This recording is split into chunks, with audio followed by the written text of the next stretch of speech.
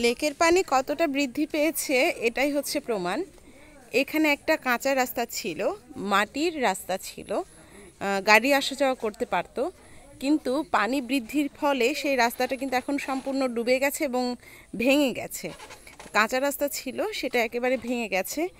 এখন একমাত্র যাতায়াত মাধ্যম হচ্ছে এই বাঁশের সাঁকোটা।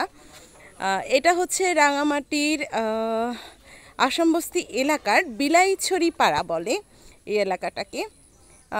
এখানকার যারা অবস্থান করেন, এখানে যারা থাকেন, তাদের যাতায়াতের একমাত্র মাধ্যম এখন এই বাঁশের সাঁকো।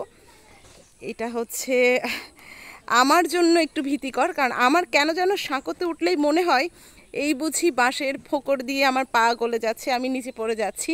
আমি জানি না, আমার হয়তো এটা মানসিকভাবে এটা সেট হয়ে গেছে সে কারণে, কিন্তু আমার কেন যেন এই রাস্তাগুলোতে হাঁটলেই মনে হয় আমি এই বুঝি আমি ঢুকে যাচ্ছি, এই বুঝি আমার পা নিচে নেমে যাচ্ছে।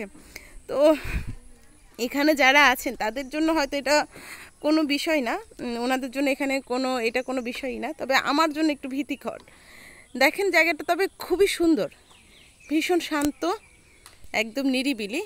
বিলাইছড়ি পাড়া, রাঙামাটির আসামবস্তি এলাকার এত সুন্দর এই জায়গাটা আমার ভীষণ